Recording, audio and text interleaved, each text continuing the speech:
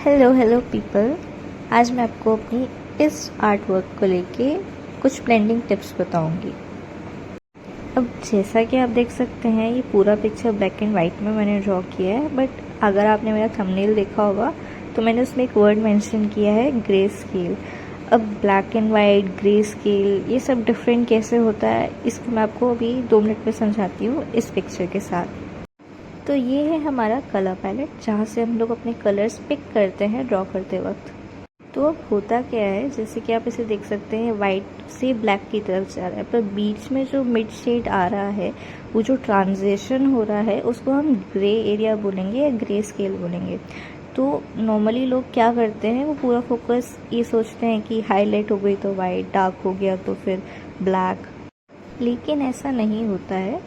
आपकी वाइट और ब्लैक के बीच में बहुत सारा ऐसे टोन्स होती हैं, वैल्यूज़ होती हैं, जिनको यूज़ करके आप बहुत अलग टाइप से चीज़ें यूज़ कर सकते हैं। और जैसे कि मैंने ड्रॉ किया है, उसमें हमने कलर्स ब्लेंड ज़रूर किए हैं, पर हमने सिर्फ आगे पीछे इन्हीं कलर्स के साथ खेला है, जिसकी वजह से ऐसा लग रहा है कि सब कुछ बहुत स्मूथ है। और कुछ ऐसा नहीं है कि कुछ बहुत शार्प वाइट है, कुछ शार्प ब्लैक है, ऐसा नहीं होता है। तो इसी को हम ग्रे स्केल वर्क कहते हैं, जो आप पूरा का पूरा ब्लैक एंड वाइट एक तरीके से कह सकते हैं, बट उस वर्क को हम ग्रे स्केल बोलते हैं, क्योंकि वो वाइट से लेके ब्लैक के बीच के जो एरियाज़ होते हैं, यानी कि इस ग्रे वाले वर्जन में जो डार्क ग्रे भी हो सकता है, लाइट ग्रे भी हो सकता है, उनको यूज़ करते हैं। जैसे ये पिक्चर है, इसमें कितने सारे कलर्स मेंशन हैं, बट ये सारे ही ग्रे कहलाते हैं। तो अब हम जब डिजिटल आर्ट करते हैं तो ग्रे स्केल वर्क हमें हेल्प बहुत करते हैं। अब वो कैसे हेल्प करते हैं, वो हमें हमारी कलर वैल्यू समझने में हेल्प करते हैं। लाइट, शेड, शैडो, हाईलाइट, कहाँ पे स्ट्रॉन्ग लाइट आ रही है, कहाँ पे लाइट आ रही है, कहाँ पे बिल्कुल ही डार्क एरियाज आएंगे, ये सब समझने में। और ये बहुत ही बेसिक काम होते हैं जब आप एक पेंटर हैं या कोई भी मीडियम में आप करते हैं। आर्टिस्ट के लिए ये बहुत बेसिक चीज़ है समझना। अब ये तो हुआ ग्रे स्केल, क्योंकि ये सब ग्रे में है। नॉर्मली ऐसा बाकी कलर्स और मीडियम्स के साथ भी होता है, तो उसमें उसको मोनोक्रोम कहते हैं, क्योंकि वो बाकी कलर्स के साथ होता है। जैसे लाइट ब्लू हुआ, मतलब ब्लू हुआ, रेड हुआ, उसमें लाइट और डार्क करना, पर मेथड सेम होता है, पर उसमें वो मोनोक्रोम कहलाता है, इसमें वो ग्रे स्केल। तो यहाँ हम स्टार्ट करते हैं।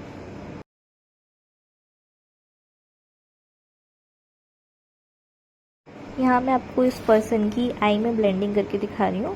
मैं बिल्कुल सेम उसी तरीके से ब्लेंड करूँगी जो मैंने पूरा फेस ऑलरेडी ब्लेंड कर रखा है ना, लिप्स हुए, कोई भी एरिया हुआ, सेम मेथड से किया हुआ है। तो यहाँ करना क्या है, सबसे पहले ना आप एक सॉफ्ट ब्रश ले लेना, जो मतलब हार्श एजेस वाला ना। अपना ब्रश अच्छे से सिलेक्ट करना, उसका शेप कोई भी रखिए, मैंने तो राउंड ही रखी है, बट उसको सॉफ्ट कर लेना।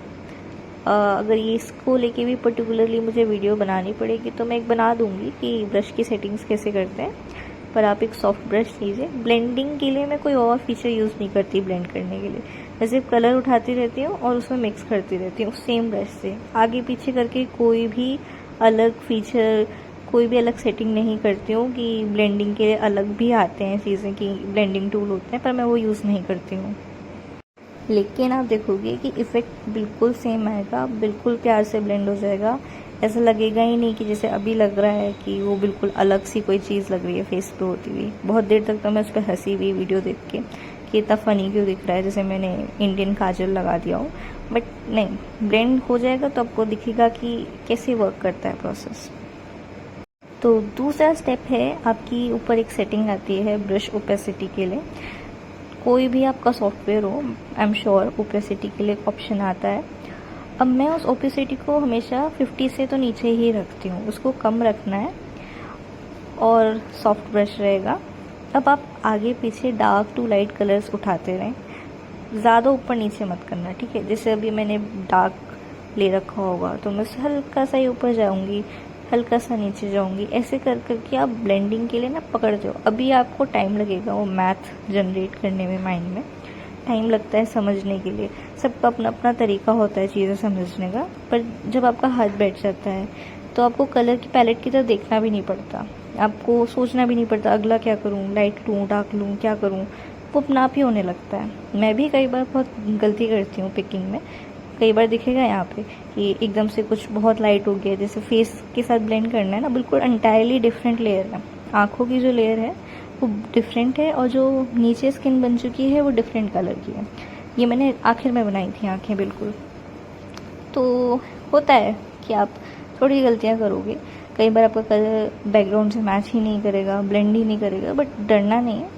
या तो आप उसको अंडू करके दोबारा स्टार्ट करो, या बस कलर आगे पीछे करेंगे ना, बिल्कुल परफेक्टली ब्लेंड हो जाएगा। आई थिंक मुझे इसकी एक और वीडियो बनानी चाहिए कोई शेप को डिफाइन करते हुए, वो ज़्यादा इजी रहेगा समझने के लिए। एकदम से शायद ये मुश्किल पड़ेगा, मैं ऐसा कर दूँगी, बट होपफुली आपको ये प्रोसेस देख के थोड़ा समझ में आए। कुछ भी नहीं कर रही हूँ, वही ब्रश है, ओपेसिटी मेरी कम से कम 34 के आसपास होगी जहाँ तक है, और कलर स्केल जो मैंने अभी आपको दिखा ना, सेम मेरी पैलेट वैसे ही दिखती है। जो एक कोई भी कलर होता है उसके साइड में कॉर्नर होता है ना, वाइट से ग्रे की तरफ जाता हुआ, सेम। मैं ज़्यादा ऊपर जाती भी नहीं वाइट तक, जब तक मुझे हाईलाइट्स करनी होती है। बाकी सब कुछ नीचे ही होता रहता है, और ओपेसिटी होती ही कम है, तो आप डार्कर एरिया में घुसे भी रहते हो तो कोई फ़र्क नहीं पड़ता है। सारा कमाल आपके खुद के स्किल्स का है, आपकी अंडरस्टैंडिंग का है। जब आप उसको समझ लेंगे तो ये इतना कोई मुश्किल चीज़ है ही नहीं। शायद हाँ, मैं बहुत इजी स्टेप्स को छोड़ी हुई हूँ, मैं थोड़ी ओल्ड स्कूल हूँ, मैं थोड़ी ज़्यादा मेहनत कर रही हूँ शायद, बट मुझे यही प्रेफर करता है जो आपको ज़्यादा अपने लिए हैंडी लगे आप वो करो। ऐसा कोई नहीं कह रहा कि आप ब्लेंडिंग टूल यूज़ नहीं कर सकते, बेशक करें अगर आपका मन है तो। मैं नहीं करती क्योंकि मेरा मन नहीं करता और मेरा काम इससे चल जाता है। बाकी आप लोग देखें। अब अगर आपने नोटिस किया होगा तो मैं यहाँ पे अभी तक कोई भी लाइट कलर यूज़ नहीं की हूँ, देखा आपने। तो ये होता है कि आप पहले एक बेस जनरेट करते हो, अपना बेस थोड़ा सा पकड़ते हो। अभी मैं ब्लेंडिंग में इतना जा ही नहीं रही हूँ, सिर्फ बेस कलर वगैरह किए, थोड़ा वैल्यूज़ ऐड की कि मैंने समझ लिया कहाँ डार्क होगा कहाँ लाइट होगा, वो मैंने देख ली। जब मैं उन्हें पकड़ लूँगी उसके बाद मैं उन्हें ब्लेंड करना स्टार्ट करूँगी। तो जब तक एंड ऑफ द वीडियो आएगा ना, तभी आपको उसका रियल ब्लेंडिंग वो दिखेगा कि कहाँ आया है। थोड़ी देर तक तो यही चलता रहेगा कि मैं आगे पीछे ट्राई करती रहूँगी, अभी वैल्यूज़ पकड़ने की कोशिश ही करती रहूँगी। इसी को वैल्यूज़ समझना कहते हैं, कि अभी मेरा फोकस यहाँ है ही नहीं कि वो आँखें जो हैं वो पूरे फेस जो मैंने बनाया उससे मैच कर रही हैं या नहीं कर रही हैं। मेरा सारा फोकस सिर्फ मेरे रेफरेंस पे था। अब उससे अगर बोर हो गए हो तो ये वाला साइड तब का है जब मैं उसके बाल बना रही थी। देखने में ऐसा लग रहा होगा पिक्चर को शायद आप लोगों को कि कैसे बनाया होगा, इतना सोचे, ऐसा कुछ नहीं होता।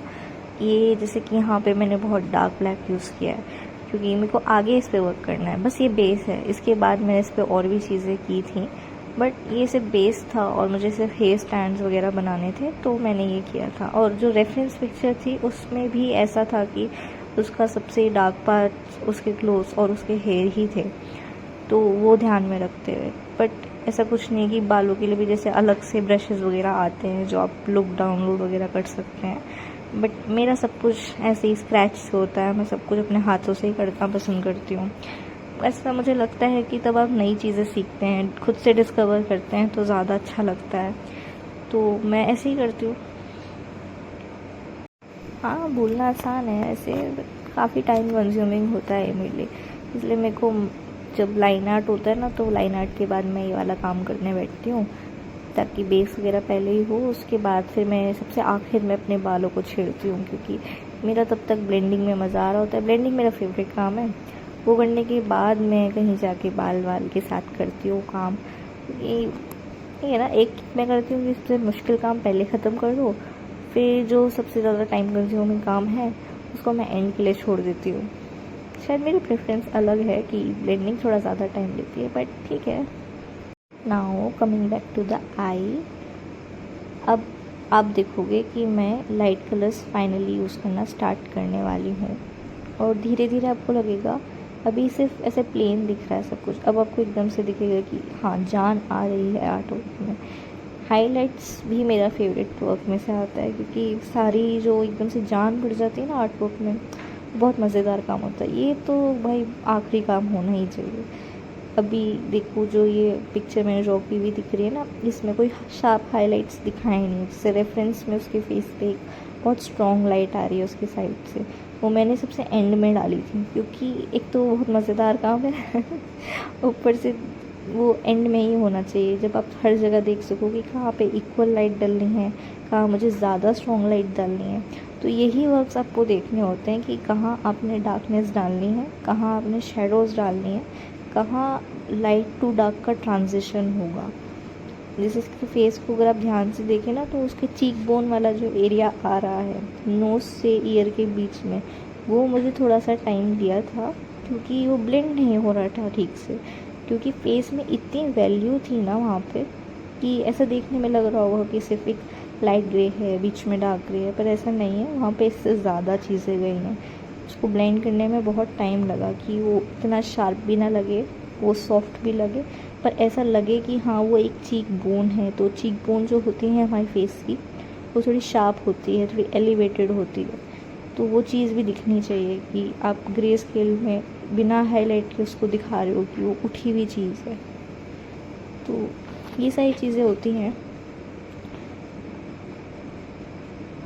यहाँ पे लगभग अब मेरा आई का काम हो गया है। जो मेन फोकस था ना, जो प्यूपिल था उसकी आँखों का, जो आईलिड थी, वो एरियाज़ मेरे ऑलमोस्ट हो गए हैं। अब मेरा लास्ट का काम ये है कि जो बाकी का फेस है उस पर मेरा फोकस है। मैंने रेफरेंस देख ली जितनी देखनी थी, मैंने अपनी आँख बना ली जैसे मुझे बनानी थी। अब ये है कि बाकी की जो नीचे की लेयर है, जो उसकी फेस की, जो उसकी स्किन की लेयर है, अब वो उससे भी तो मैच करना ज़रूरी है। अब वो तो दोनों अलग अलग लेयर पे हैं, काम अलग अलग हो रहा है, पर आपका आर्टवर्क आखिर में लगना तो एक ही चाहिए। जैसे एक ही पेज पे कुछ बनाया हो, ऐसे कोई नहीं होता कि कोई चीज़ ऊपर उभरी हुई दिख रही है, कोई अलग दिख रही है। लेयर्स में ऐसा नहीं पता चल रही चाहिए कि कौन सी चीज़ कौन सी लेयर पे है। वो सब आपका आखिर में जाके एक कलेक्टिव दिखना चाहिए। तो अब देखोगे मैं थोड़ा स्ट्रगल करती रहूँगी, क्योंकि दोनों चीज़ें बहुत डिफरेंट हैं, पर आप देखना कि वो इतने प्यार से ब्लेंड हो जाएगा। और मैं कुछ यूज़ नहीं कर रही, कोई भी ब्लेंडिंग टूल यूज़ नहीं हुआ है, सिर्फ अपना ब्रश टूल यूज़ हुआ है। अच्छा, एक टेक्निक और है जो कि मैं उसको कभी बाद के लिए रखते हैं, पर एक टेक्निक और है। जैसे कि यहाँ पे अगर आपने देखा हो, यहाँ पे मैंने यूज़ की है अपनी इरेज़र की भी ब्रश ही है एक इरेज़र, तो इसकी भी आप ओपेसिटी चेंज कर सकते हैं। जैसे कई आप करना कभी, जैसे एक डार्क कलर चला लें और अपनी इरेज़र की ओपेसिटी 30% या 50% करके उसको सॉफ्ट ब्रश के साथ इरेज़र यूज़ करें, ओपेसिटी वही कर लें और फिर उसको करके देखें। तो वो भी ऐसा ही लगता है कि आप उसको ब्लेंडिंग के लिए यूज़ कर सकते हो। जैसे मैं यहाँ कर रही थी, मैं उसको थोड़ा सा कर रखी थी, उसकी भी सिमिलर रखी होगी ओपेसिटी, शायद 20 या 30, और फिर उससे थोड़ी थोड़ी एजेस हटा दी तो वो सॉफ्ट हो जाती हैं एजेस। जैसे जो हार्ड ब्रश की एजेस होती हैं वो सॉफ्ट हो जाती हैं, एंड फिर वो ऐसा ही लगता है कि आपने ब्लेंड कर दिया। तो एक ट्रिक ये होती है, जैसे आपने यहाँ देखा, और दूसरी मैं सिर्फ ब्रश यूज़ करती हूँ। तीसरी भी एक होती है जो कि मैं पहले किया करती थी, अब भी कभी कभी कर लेती हूँ, पर मोस्टली ऐसे स्किन वगैरह में शायद नहीं करती। तो वो होता था ब्लर टूल। ये आपका मतलब एक फ़ीचर ही है एक तरीके से। तो आप अपनी सेटिंग्स वगैरह में देखो, आपका जो भी सॉफ्टवेयर आप यूज़ कर रहे हैं वहाँ पे होता है ब्लर के काफ़ी ऑप्शंस होते हैं, मोशन, गॉसियन, बहुत सारे होते हैं। तो उनमें से जो भी आप प्रेफर करते हो वहाँ जाके आप ब्लर यूज़ कर सकते हैं। और ब्लर कुछ नहीं, आपका कलर थोड़ा सा फैला देता है। जैसे बचपन में हम पेंट यूज़ करते थे तो स्प्रे होता था कुछ इस तरीके से, तो वो भी हेल्प करता है। ये सिर्फ इसलिए कि आपकी एजेस जो है, कि आपने ब्रश बहुत हार्श चला दिया है, उसकी लाइन आपको दिख रही है मोटी मोटी, तो उसको थोड़ा सा लाइट कर देता है, ब्लेंड कर देता है, तो इजी पड़ता है उससे। अब ये मैं यहाँ आँखों में जान डालते हुए देखना, पहले भी मैं एक वो डाल चुकी थी इसमें हाईलाइट, पर अब मैं क्या करूँगी, पहले बहुत लाइट सी थी वो, ठीक है, वो वाइट नहीं था, वो ज़रूर एक लाइट ग्रे रहा है, पर वो लाइट नहीं था। अब मैं यहाँ पे हाईलाइट्स डालना स्टार्ट करूँगी। अब ये होता है ना, आँखें जो हमारी होती हैं वो राउंड शेप की होती हैं, तो ऐसा नहीं लगना चाहिए ना गड्ढे में है, तो एक हाईलाइट हम वैसे डालेंगे। तो बस हो गई हमारी आई रेडी। अब आई नो प्रोसेस थोड़ा लंबा था, but thank you for watching.